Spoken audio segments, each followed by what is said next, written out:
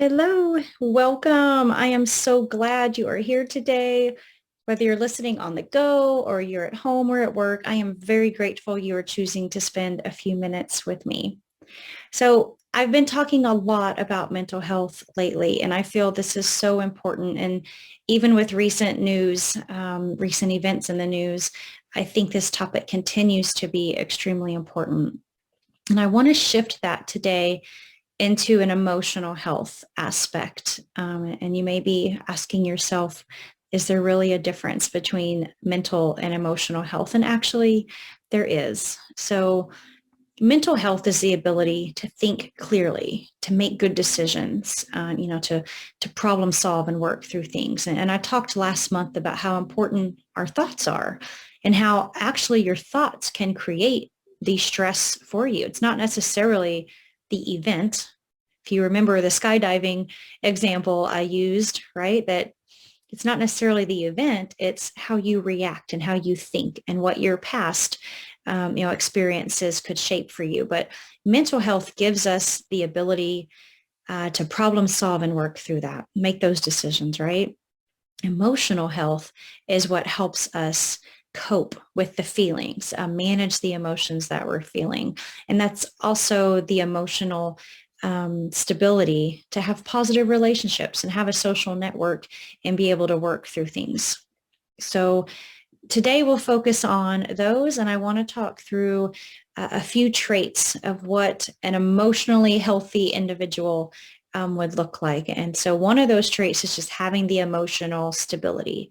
That is feeling calm, that is able to manage through the emotions. So no matter what happens, it's a recognition of it's happening. So it's recognizing, it's not dismissing it. It's not ignoring it. It's accepting the emotion and the feeling, but it's just being able to cope with it and work through it. And then there's resilience, which more focused on coping with stress and working through any given stress in a day that we might face. But it's allowing us again to just push through and to help us get through that. And then there's optimism. And that's just knowing I'm here for a reason and feeling positive about your life and about your future. And so it doesn't mean you're not going to struggle. It doesn't mean you won't have those difficult situations. It just means you're able to work through it. You're able to process it, and you're able to understand I'm here for something. And now what can I learn from it?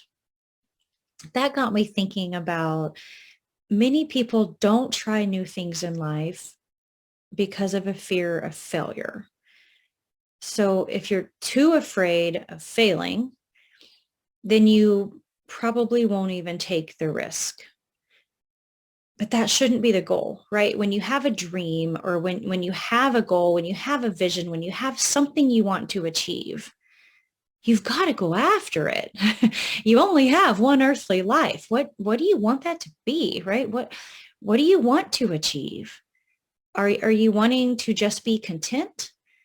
Is that the same as being truly happy and feeling fulfilled? I mean, I don't know. That's your choice. That's for you to decide. No one can do that for you. What is it that you want? How do you want to get it? How do you want to go after it? Have that vision, have a goal, have a dream, and then put actions in place. But don't be afraid to try.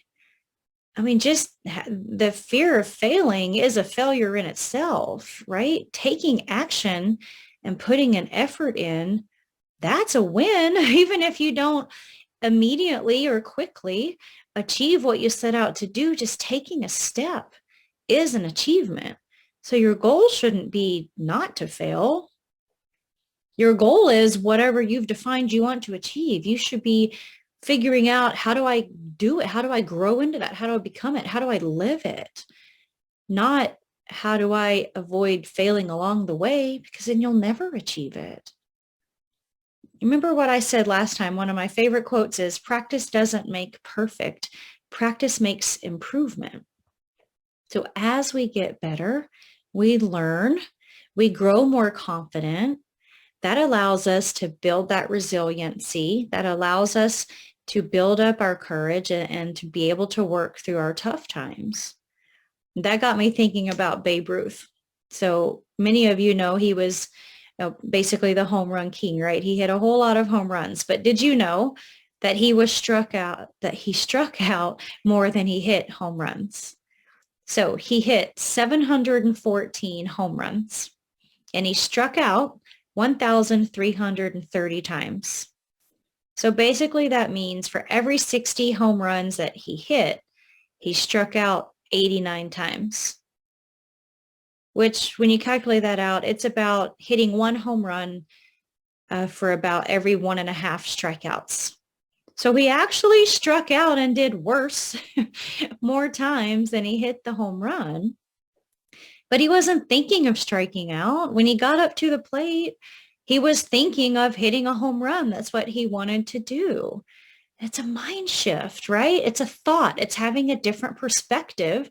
Yeah, he could get up there and strike out, but what if he didn't? What if he hit the home run? And that's what he focused on. And there's a famous quote he has where he says, "Never let the fear of striking out keep you from coming up to bat." So is that what you're doing? Are you too fearful to even get up and bat? Like, you don't know what you're capable of.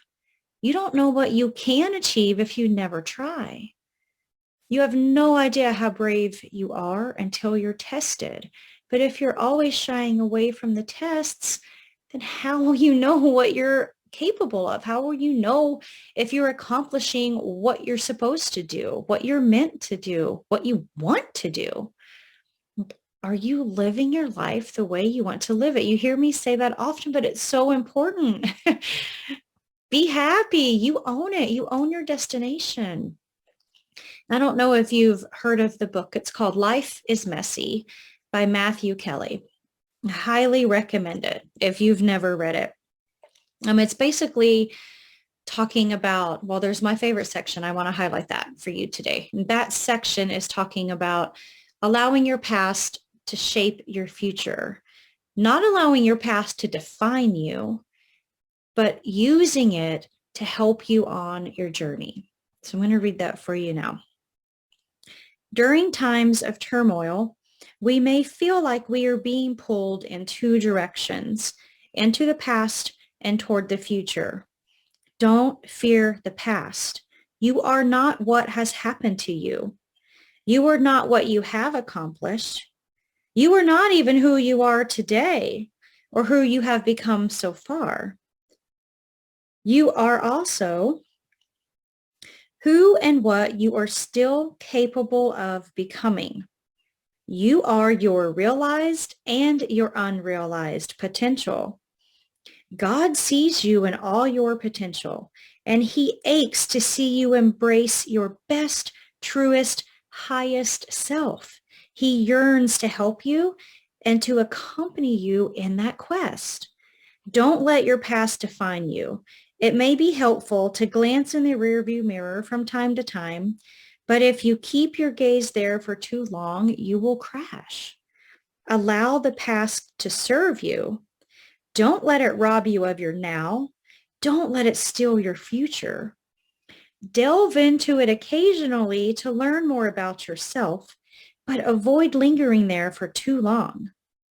If you sense you may be lingering in the past in an unhealthy way, ask yourself, how is this serving me? That's what really hit home for me, right? Like, am I getting caught up in certain situations of what my experience has been and what I think today's outcome will be? But how can I change that? And how can I do something different to lead me to a different outcome? And that's what allows me to be more brave when I'm facing any kind of fearful or difficult situation. So I want to challenge you to start reflecting every day on something like that, right? How your day is going or how it did go, the emotions, the feelings, the thoughts you had. How did you work through that? Or maybe how you didn't, but write it down, right? Did you let anything consume you? And what did you do to help yourself? Maybe that's journaling. And writing things down is a fantastic release of getting things out of your head so that you can release it. And then you can see it, process it, work through it, right? And you've heard me talk about my worry journal, and maybe that's something you do.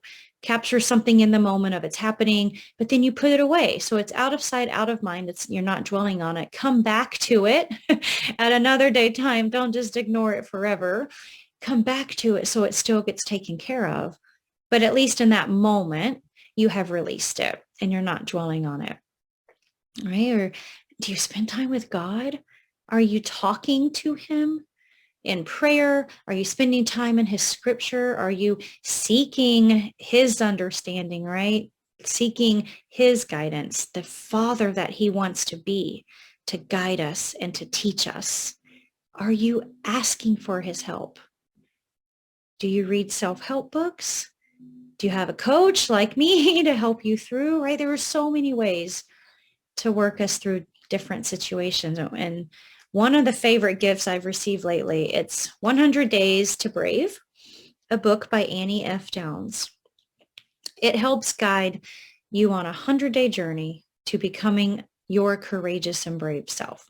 And she starts the book by defining what brave means. And really my favorite couple of sentences she writes here, it says, brave people don't stop hearing the whispers of fear. They hear the whispers and take action anyway. That's what courage is, right? Even when you're scared, courage is doing it anyway. You don't just become brave because you stopped being fearful of something. No, you push through, right? You put that battle gear on and you're brave and courageous and you work through it. You push through it. So you may be going through something right now that's very difficult, confusing, overwhelming, whatever that situation is. I just pray that you trust God made you on purpose and for a purpose. So work on finding your inner brave self and then tackle each day with that belief and the optimism that you were here for a reason and you've been made to do great things. So go do them. Don't be fearful of failure. Do it anyway. Choose your thoughts wisely. Take time. Recognize, accept the emotions, the feelings. Understand that you're here for a reason. Accept whatever the situation is. And then find a healthy way to work through things. That could be journaling, like we just talked about. It could be just talking to a friend, to a family member. Find someone you trust and be honest with what you're dealing with. And you can let them know, I'm just looking for a listening ear so I can get this out. Or maybe I'm looking for advice and I could use some help on how to work through it. That talking is a huge relief in that emotional health and building up your mental stability. As is nutrition. Eat well. Make good choices with your food. Your brain needs nutrients just like your body does. So if it's good for your physical health, it's good for your mental and your emotional health too. Keep active, even if it's just a few minutes of exercise a day. Just staying active and being energized and having that type of release, that also helps us work through things. It helps build your self-esteem and it helps your mind concentrate. It helps you sleep better. It helps you just feel better. It gives you the courage. It gives you the self-confidence that you can do it. Again, these things feed your emotional health, which feeds your mental health. And just please never forget, it's okay to ask for help. It does not make you weak. It does not mean that you're just really struggling and that but just know that none of us are superhuman and we're not supposed to do this life by ourselves all the time. You need a support network, whether that's a friend, a family member, God, a social outlet, like find people that you connect with, that you can talk with, that can in a healthy way help you work through things, right? So get someone in your life that can help through that. Don't be afraid to talk about it. So I'll leave you with that for today. I just hope you realize the importance of your emotional health and how that feeds your mental health. You choose your destination and how every day goes. You control that. You control your reactions. You control your mindset, how you perceive things, how you work through things. So focus on the good and the positive and how you can work through it, and not what might be defeating and overwhelming and how you may not want to work through something. So again, I'll leave you with that. Thank you for being here today and for sharing in this conversation. And until next time, please know I am praying for you and that you're going to make it a great day. May God bless you.